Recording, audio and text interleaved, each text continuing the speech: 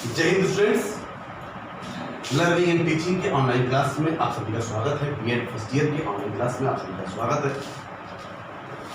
Learning and teaching में हम लोग एक्सेप्शनल चिल्ड्रन की बात कर रहे थे। उसमें हम एक्सेप्शनल चिल्ड्रन का एजुकेशन सिस्टम क्या होना चाहिए, एजुकेशन कैसे देना जाना चाहिए, इस बारे में कर रहे थे। सबसे पहला पॉइंट हम लोगों ने ये चीज़ देखा था, क्या उनको प्रमोट करना चाहिए क्लास में, एक साल में 2 क्लास प्रमोट करना चाहिए, उसको नकारा मनोवैज्ञानिक को दूसरा हम लोगों ने दिया। पाठ्यक्रम उनका हेल्दी होना चाहिए, तीसरा हम लोगों ने देखा अध्यापक को विशेष रूप से व्यक्तिगत रूप में ऐसे बातों पर ध्यान देना चाहिए। 3 पॉइंटों पे हम लोगों ने अध्ययन किया था और ध्यान दिया था। अगला है चौथा पॉइंट है संस्कृति की शिक्षा। संस्कृति की शिक्षा, कल्चर का एजुकेशन, कल्चर एजुकेशन को देना चाहिए, संस्कृति की शिक्षा देनी चाहिए। सांस्कृतिक रूप में इनको डिसिप्लिन और सांस्कृतिक रूप में इनको उन सांस्कृतिक भारतीय संस्कृति से अवगत कराना चाहिए जिस संस्कृति के दम पे हमारा देश दुनिया में सर्वश्रेष्ठ है। तो ऐसी संस्कृति का एजुकेशन इनको दिया जाना चाहिए। साथ ही 5वें पॉइंट की अगर हम बात करें तो इनको कुछ मनोवैज्ञानिकों का मानना है कि सामान्य बालकों के साथ शिक्षा, education along with common children, क्या सामान्य बच्चों के साथ इनको शिक्षा देना चाहिए या स्पेशल क्लास की व्यवस्था की जानी चाहिए।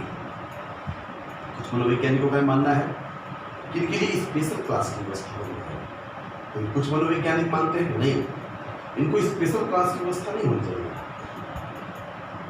इनको कॉमन बच्चों के साथ ही रख करके इनको एजुकेशन दिया जाना चाहिए। क्योंकि ऐसे बच्चों को अगर हम अलग से एजुकेशन देंगे तो उनके अंदर हीन भावना आ सकती है या उनको अपने आप पे घमंड भी हो सकता है, या फिर वे इस चीज को अलग तरीके से ले सकते हैं, मनोवैज्ञानिक तरीके से ले सकते हैं, जो कि उनके लिए बुरी तरह से गलत तरीके से इफेक्ट कर सकता है।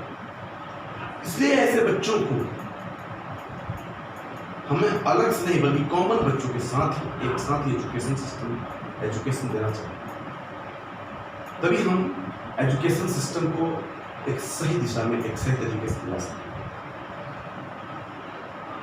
अगले पॉइंट की हम बात करें स्टूडेंट्स, अलग पॉइंट्स अगर हम देखें, नेक्स्ट पॉइंट अगर हम देखें तो हम देखते हैं कि विशेष अध्ययन की सुविधा, फैसिलिटीज फॉर स्पेशल स्टडीज, विशेष अध्ययन की सुविधा।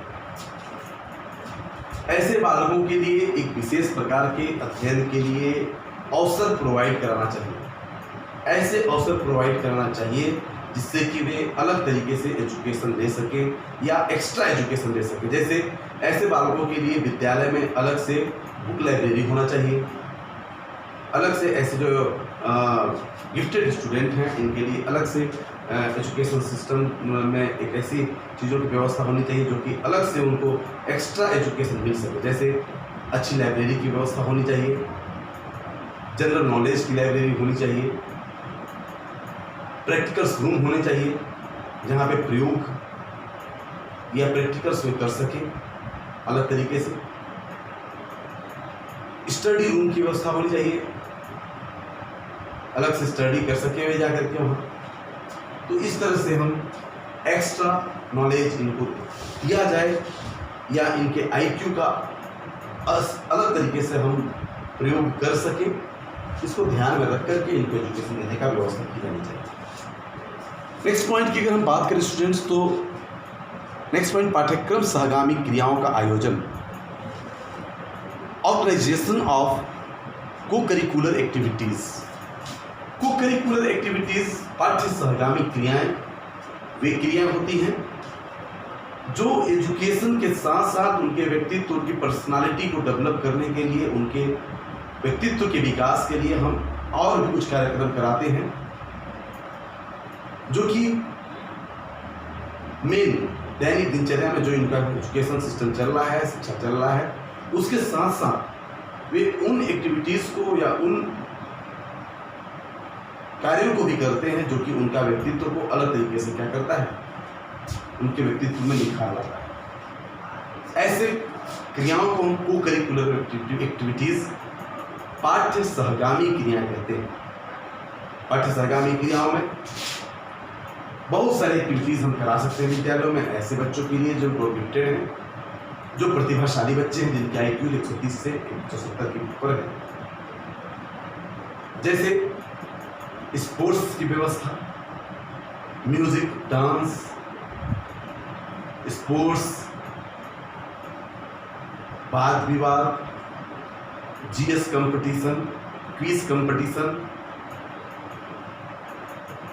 या कई तरह की किसी भी तरीके का, जिससे कि उनका व्यक्तित्व, उनकी पर्सनालिटी ज़्यादा से ज़्यादा डेवलप हो सके, ऐसी चीज़ों की हम व्यवस्था कर सकते हैं। नेक्स्ट पॉइंट की अगर हम बात करें स्टूडेंट्स, तो सामाजिक अनुभवों के अवसर, अपॉर्चुनिटीज फॉर सोशल एक्सपीरियंस, सामाजिक अनुभव दिए जाने चाहिए। समाज में कैसे रहना है, कैसे चलना है, समाज में किस तरह की समस्याएं आती हैं। प्रतिभाशाली बालकों में सामान्य बालकों की सामाजिक क्रियाओं से अलग नहीं रखना चाहिए। सामाजिक चीज़ों में उनको भाग लेने के लिए प्रेरित किया जाना चाहिए। सोशल एक्टिविटीज़ कराए जाने चाहिए। सोशल एक्टिविटीज़ के लिए विद्यालयों में अलग तरीके का प्लेटफॉर्म दिया जाता है बच्चों को। NCC है, NSS है, स्काउटिंग एंड गाइडिंग है। ये सारे एक्टिविटीज़ इन छात्रों को कराया जाना चाहिए, जिससे उनका व्यक्तित्व निखर सके, पर्सनालिटी डेवलप हो सके, साथ ही साथ उनको एक्स्ट्रा वर्क मिल सके, ताकि वे अपने IQ का, अपने बुद्धि का उस स्तर पे, उस जगह पे अपना निर्माण कर सके, योग दे सके। तो ऐसे छात्रों को सामाजिक क्रियाओं में भाग लेने के लिए हम प्रेरित कर सकते हैं। इस संबंध में प्रोफेसर क्रो एंड क्रो कहते हैं कि प्रतिभाशाली बालक को सामाजिक अनुभव प्राप्त करने के अवसर दिए जाने चाहिए, ताकि वह सामाजिक समायोजन में अपनी रक्षा कर सके। नेक्स्ट पॉइंट है नेतृत्व का प्रशिक्षण। नेतृत्व, ट्रेनिंग फॉर लीडरशिप। ऐसे बच्चों में नेतृत्व क्षमता बहुत ज़्यादा होती है। ऐसे छात्रों को हमें नेतृत्व करने के अवसर दिए जाने चाहिए।